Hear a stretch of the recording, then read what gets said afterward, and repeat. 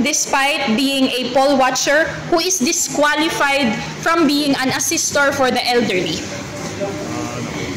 Nay, huwag niyo hong gawin yan. Sayang ho. Sayang. Ano niyo ho yan? Kung sa mga nakalipas na panahon, kung sino-sino lang ang hinahayaan yung magdikta sa inyo, kung sino iboboto nyo, naku, wag, please. May we also note po the presence of election paraphernalia. Excuse me. Kumusta ko kayo dyan mga kababayan? Welcome back sa PH Update. Muli ho tayo nagbabalik sa panibagong reaction video. Hayo na nga, napakarami hong kinahaharap na problema ngayon ng COMELEC. Marami ho sa ating mga kababayan pinopost sa social media yung kanilang ibinoto o tama naman ang bilang ng kanilang pagboto, rinirehistro ho ng mga makina ng COMELEC na overvote o di naman ho kaya undervote. O yung iba naman ho mga kababayan, yung mga watcher na ang nagsishade ng balota ng mga botante. By the way sa mga hindi pa ho nakaboto dyan, pansin nyo ho ba mga kababayan, sa mga hindi pa ho nakaboto dyan, ngayon ho, ito ho ang panahon para magantihan ang mga walangyang politiko na yan. Sa loob ng 3 taon, ito ho ang ating pagkakataon para balikan ang administrasyon itong si Marcos Jr. sa lahat ng hinaing natin, sa lahat ng paghihirap na dinaranas ngayon ng sambayan ng Pilipino sa pamumuno ng administrasyon itong si Marcos Jr. Ito na ho ang panahon para gantihan itong walangyang bangag na to. At alam nyo na ho kung sino ang iboboto. Pasensya na pero tayo ho kasi talaga dito sa PH Update. 10 lang ho ang ating binoto pero meron ho tayong good news. Grabe ho yung nasaksihan yung ating natunghayan sa ating mga kasamang bumoto. Akala ko siguro nila noong nag-aaral tayo yung ng expertise natin yung pangungopya. Ganun ako yung tipong katabi ko yan. Sinicheck ko kagad yung number 10. Siyempre, una, makikita nyo yung pagkakasunod number 10. Ako, si Jimmy Bondok pasok. At pati itong si Pastor Apollo Sigibuloy kasi yung pinakauna. Tsaka, kasi pagka sinyade mo na, parang pattern na lang yan Parang pattern na lang. Ngayon, ang ginawa ko natin, lahat ng nadaanan nating mga bumuboto, siyempre, meron silang patakip-takip. Expert tayong mangopya. Kumbaga dyan talaga yung natin dyan, nung nag-aaral tayo yung pinaka-the best dyan. Pagdating sa kopyahan, talaga naman. Kahit malayo pa yan, makikita ko yan. Pagka sininyasan na ako na ganyan ni tropa na, eto na, ready na. Kahit 10 di pa yan, makikita ko yan. Sigurado yan.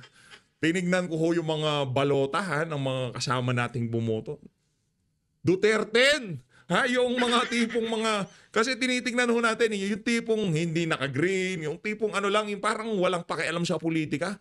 Pero nakakabilib ho, nakakatuwang makita na yung mga kababayan natin na hindi mo pagkakamalang babad sa politika, binoboto ho nila yung mga kandidato nitong si dating Pangulong Rodrigo Duterte. Sa totoo niyan mga kababayan, sa mga nakalipas na araw, talagang napapaisip tayo kung anong kahihinatnan nitong eleksyon na to. Pero ngayon ho natin nakita na naiintindihan na natin kung bakit takot yung mga taga-alyansa. Kasi alam ho nila ang tunay na numero. Malakas ho ang mga kandidato nitong si dating Pangulong Rodrigo Duterte. Panahon na ho ng pagganti. Pero bago ang lahat ng yan, isang like at isang subscribe. Masaya ho tayo dyan sa mga gusto sumali sa ating community. Yung join button nandyan lang ho sa baba. Sa mga hindi pa ho bumoto, lumabas ho kayo.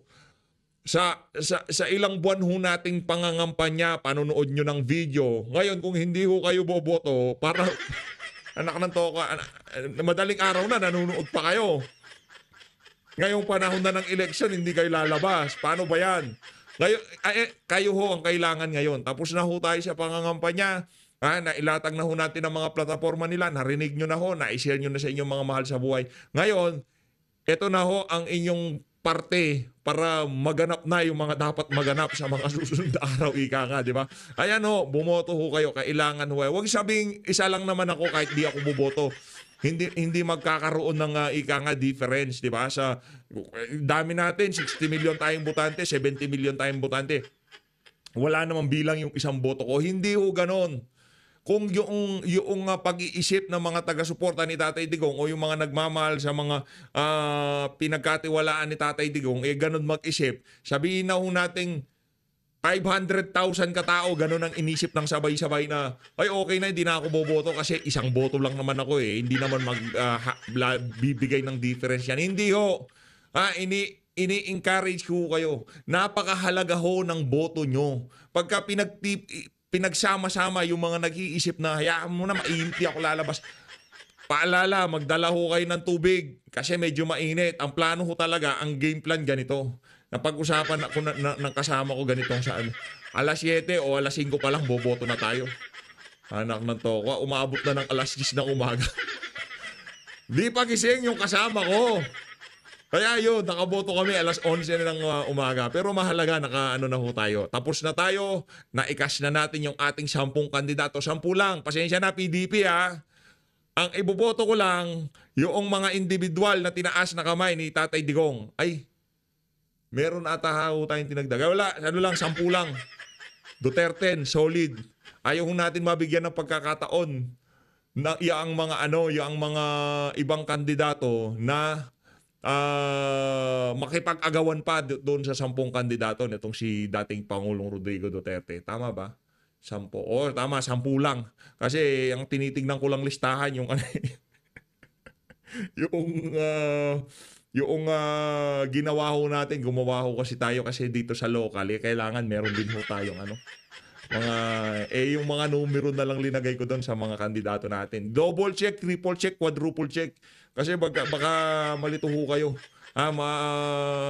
Kasi yung makina, hindi na nga natin malaman kung binabasa tapos baka may problema pa sa pagka-shades o kulang o sobra. Basta yun na lang ho mga kababayan. Kung sino lang ang binoto nyo, dapat yun lang ho ang makikita nyo doon sa resibo. Kasi kung sakaling magkagipitan, sa bagay di naman bubuksan yan ng Comelec. Yung sigurado natin dito. Hindi yan bubuksan ng Comelec. Kunyari, nagkaroon ng aberya, nagkaroon ng question dito sa 2025 election. Automated. Tapos yung resibo, sasabihin nila, ilalabas yan para bilangin. Kalokohan ho yan. Ano mangyayari pag nagkataon? Hindi na ho sila magkakatiwala. Mawawalan na ho ng tiwala ang ating mga kababayan sa automated election. Kaya yung resibo na yan, ano na lang yan, kumbaga, sinasabi na lang sa inyo ng Comelec, may resibo kayo ha. Pero wala na hong kwenta yung mga yun. Eto, panoorin ho na. Dito, scroll lang ho tayo dito sa FB page nitong si Ma'am Joey. At Ika nga, yung pagiging usisero natin. Ma'am Jo, pairam ako ng wall mo ha. Ayun, idol ko yan. Hindi pa ho yan. Ika nga, di pa nagsasalita sa Senado yan. Hindi pa siya nakipagbardago lang kay Abante. Mataas na talaga respeto natin dyan sa alin na yan. Idol ho talaga natin yan. Noon pa man, alam yan ni Ma'am Joey. Ako yan wala pa talaga. Nung pa siya, hindi pa siya gaano kakilala, hindi pa ganong katanyag ang kanyang pangalan sa social media, di ba? Sa TikTok, sikat na siya noon. Nakita natin siya sa Facebook, sa YouTube natin siya nakita. Ito, si Ma'am Joey. Pakinggan natin tong post sa kanyang wall. Nako, matindi ho ito ha. Ano yan? Nako. Comelec. Paging. Anak na to. Chairman of the BEI, I would like to report po that we are having the votes be shaded by the watchers. Nako. And the ballot secrecy folders are not being used. Nako. Yung kanina yung ballot secrecy folder, wala. Hindi nakapalag sa atin yung ballot secrecy folder na yan. Alam nyo naman, syempre, di ba? Pagka usapang kopyahan, number 1 tayo dyan. Tingnan ko talagang ganun. Umpisahan ko. Siyempre, pinakapanghuli dyan itong si Atty. Vic. Aba, sinid nitong mama. Tapos si Pastor Kibuloy. Magkakasunod yung mga yan. Nandun sila dun sa huling row. Panalo, ayos. Tapos dun sa first row, yung dito sa row na to, dun sa pinakadulo, yung titingnan mo yan. Anak ko, nandun itong si Atty. Jimmy Bondoc. Approve. Makikita mo na kagad eh. Ibig sabihin, tropa.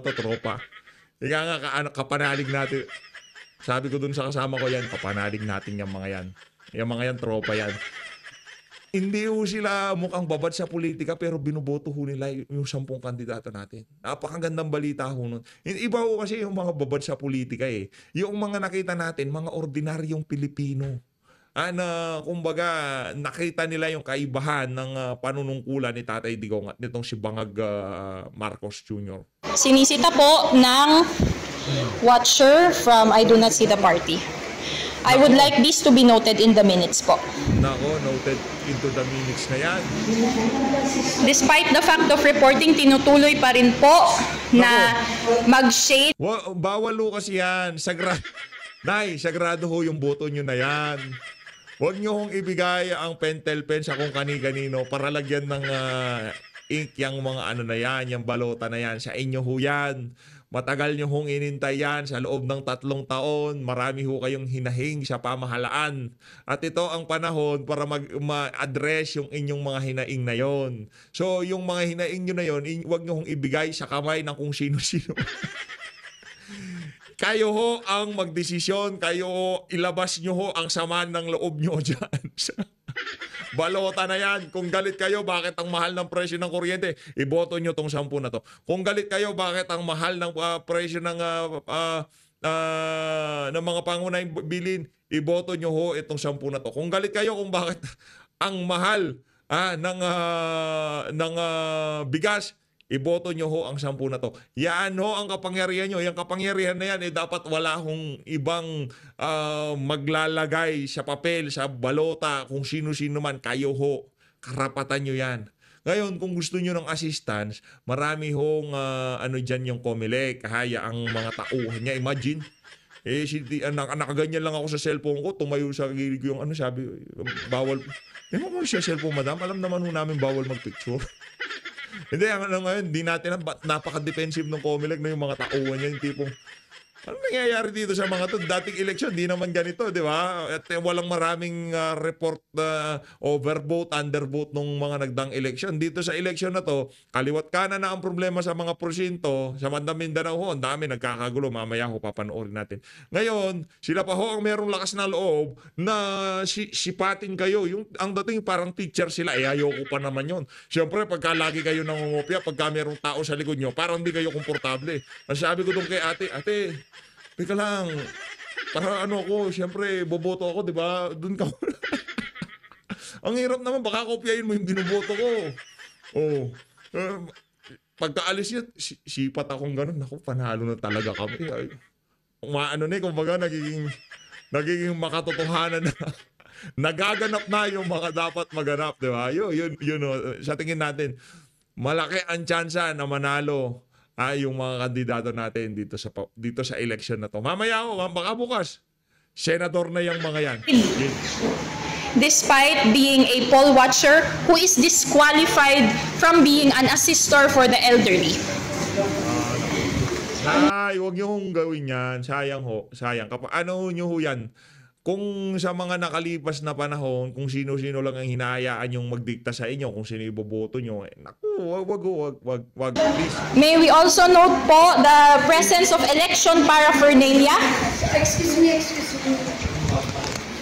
Yung excuse me, tama ang ginagawa niya, nagkakaroon ng documentation.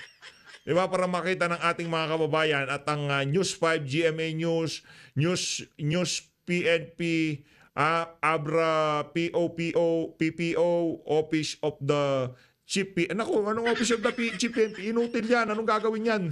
Ito, sa Abra Poll Watcher, ang nagsishade ng balota, PNP, super lembot ng ito talaga si Ma'am Joy. Matindi talaga to. Ito, pasadahin natin. Ito yung kagabi. Nagawa na natin napasadahan na natin yan. Ngayon naman, ito tingnan nyo naman.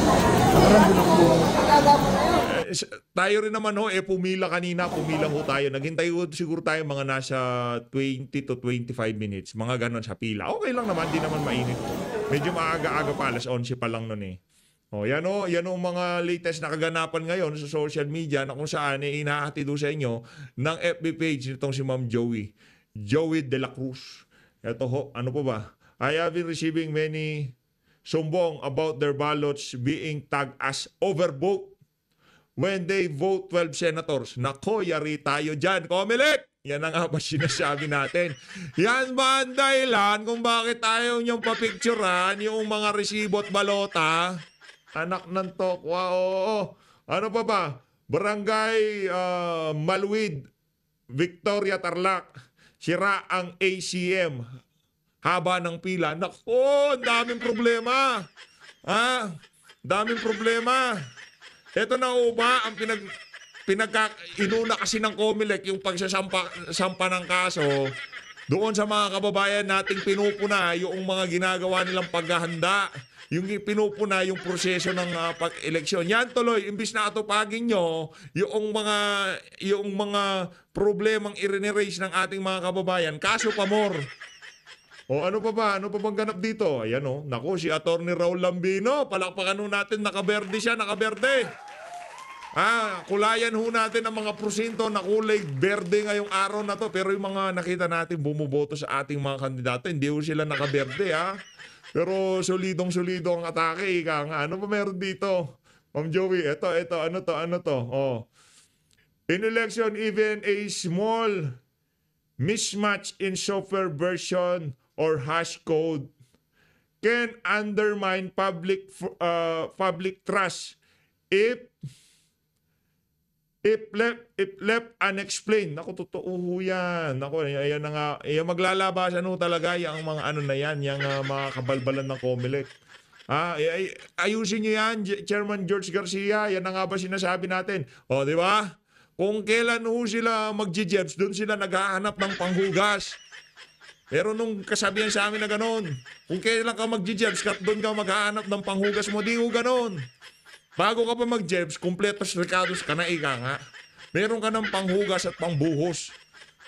Buhos lang naman tayo eh. Ganun o yun. Ngayon, ganyan naging yan ang ginagawa ng COMELEC. Kung kailan sila nag-jebs, doon sila na... Matagal na ho dapat na-address, na-explain sa ating mga kababayan yung mga irregularidad na yan. Ngayon, pag ang gustong mangyari ng COMELEC, 110% ang tiwala ng ating mga kababayan dito sa 2025 midterm election. Gayong kaliwat kanan ang mga nangyayaring aberya. Eto, panoorin ho natin itong mga kababayan. Magkakataw na yung saula na nakatawang kubon yung mananto na adan mo malinin niya mapya. Sukay siya. Alam ko kung ang bayan ng Pilipino. Sa inyo. Dahil alam mga Moro. Alam ninyo. Kuya nila ang unang produkto tanong sa tax. Ay badsukay kanilan. Uged. Nasabab kanu kabalit yan. Ano meron dito? Yan, naibaliw nila ni Baksan niya. Sa ininulan niya sa truck ang military. Na mga militara niya. Nilalabas ang ballot box. Teka. Bakit nilalabas niyo ang ballot box? Oy, mga military, huwag niyo ilabas yung ballot box. Dato Odin Sinswat. Anak ko, yari tayo dyan. Sino ba? Ano bang meron dyan? Alam ko na yung mga military ay may mga puso. Alam ko kung ano yung pinaglalaban nila sa taong bayan. Ang pinaglalaban namin dito na makabuto yung maraming tao ng patas. Hindi sa inyo kayong mga konsensya. Wala ba kayong prinsipyo? Kami dito na mga Moro, alam ninyo, may mga paninindigan kami. May pinaniniwalaan kami. Sana po, mabigyan po ninyo ng pansin yung ginagawa sa amin dito. Hindi po dapat ganito. Kayo po dapat ang mag-secure sa amin. Hindi ganito. Nakakawala ng gana. Allahu Akbar.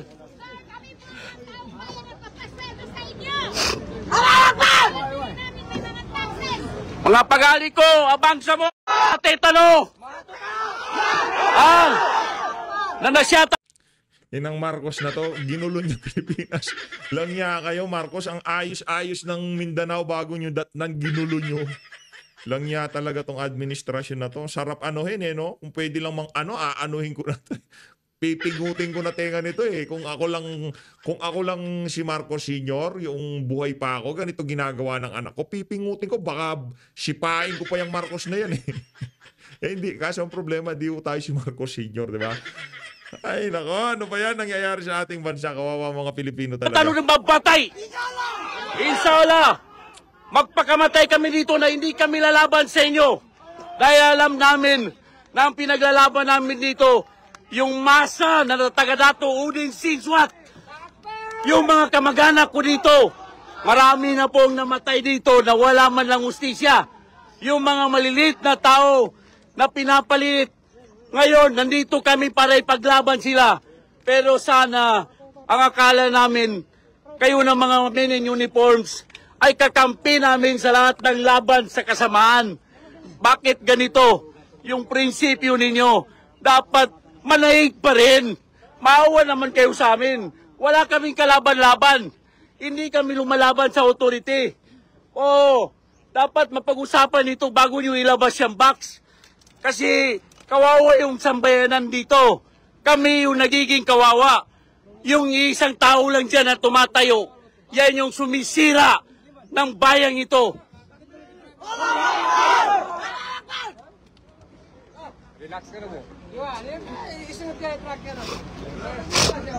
Sambihan siya driver. Ako maraming beses akong nanungkulan sa gobyerno. Lahat ginawa ko. Lahat. Kahit buhay ko, tinaya ko sa pagsilbi sa sambayan ng Pilipino. Naging barangay kapitan ako, naging kaunsilor ako ng barangay. Naging kapitan ako, naging ABC, naging board member. Lahat na yan, nagdusa ako para sa taong bayan. Lahat ng pinasukan ko na trabaho, may tax ako dyan na binibigay sa gobyerno. Na dapat, sana, isipin naman din natin kung ano po yung dapat na magiging kinatnan ng pangyayaring ito.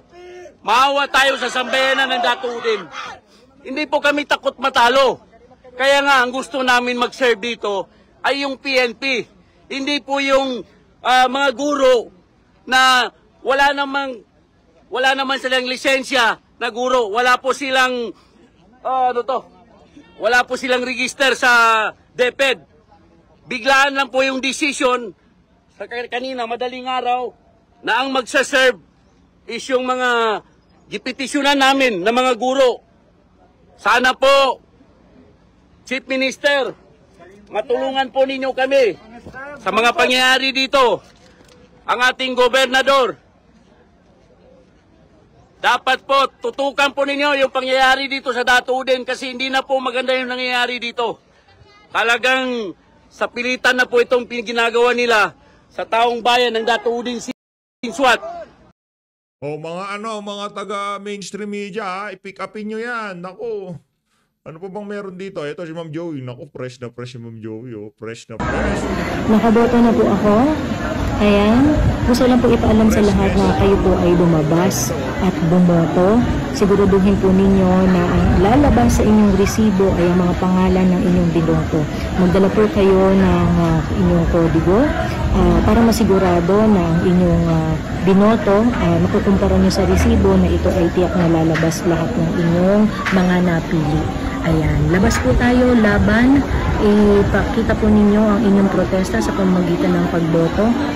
Importante po iyan at bantayan natin ang ating boto, bantayan natin ang karapatan, laban po tayong lahat.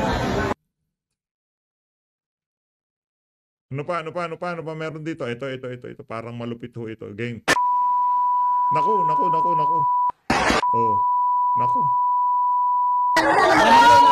Nakakagulo.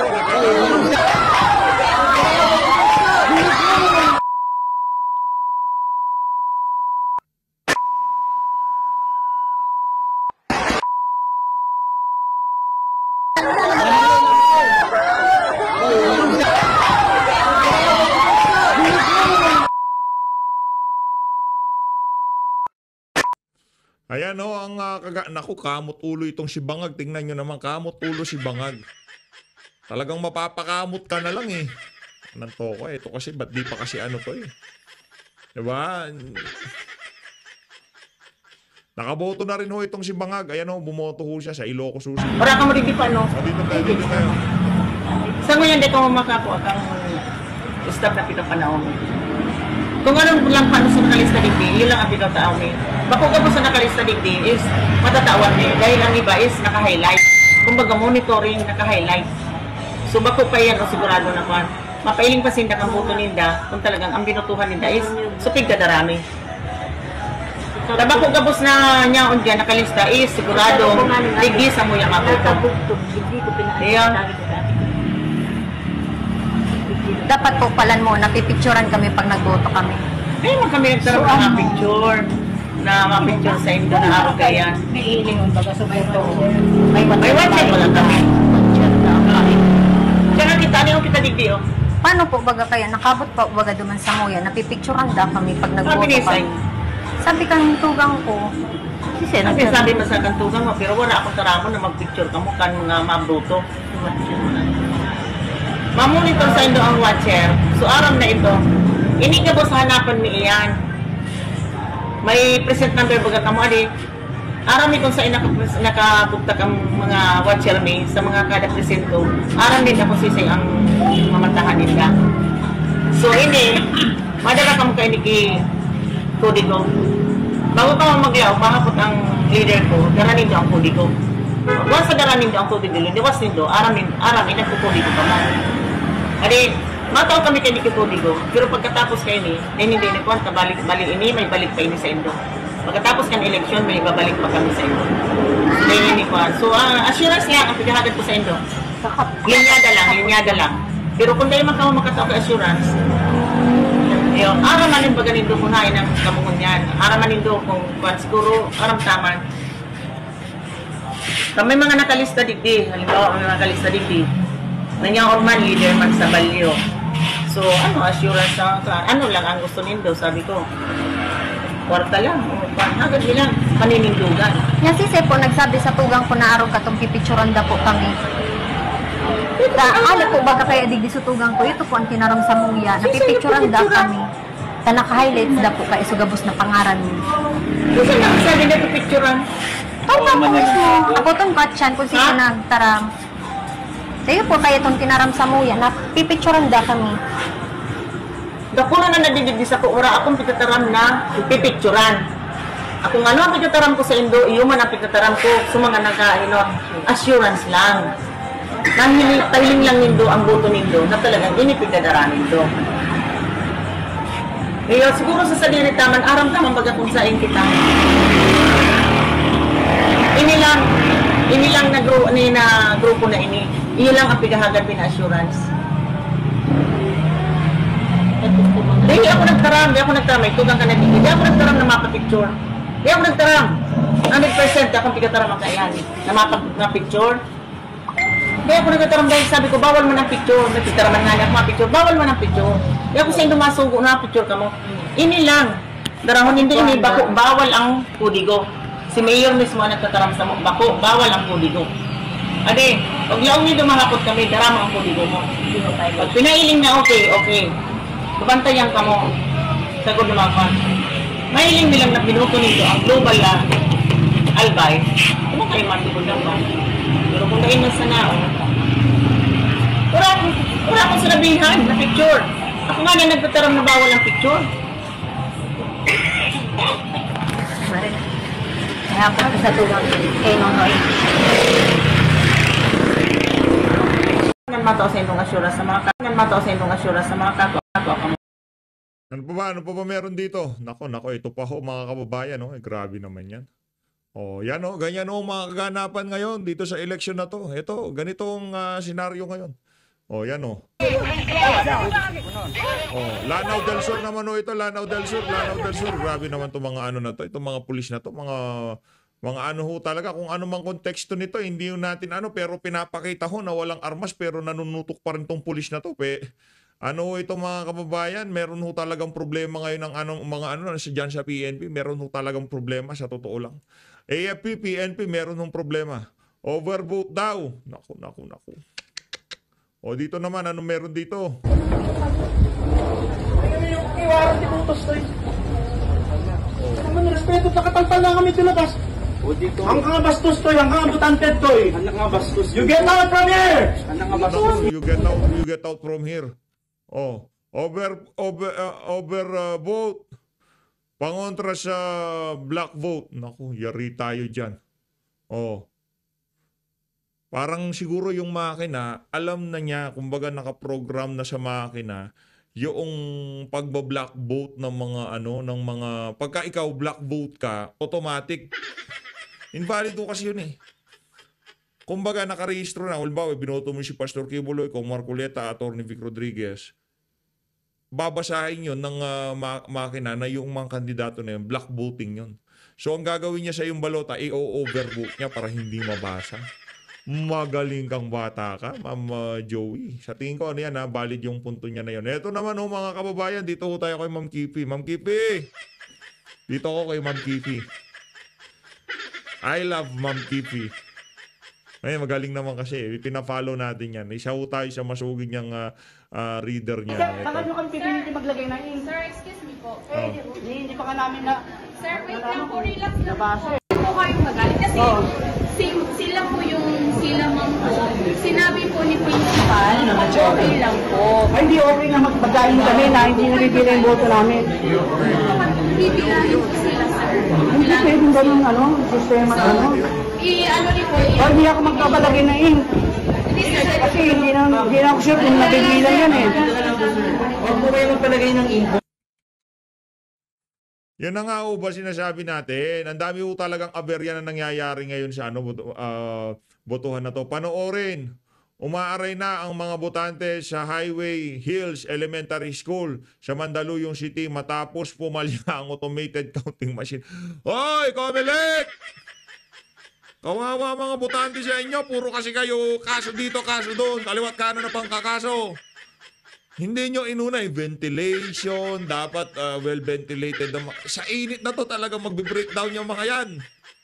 Langya kayo, oo eh. Bahasahan natin, George Garcia yan.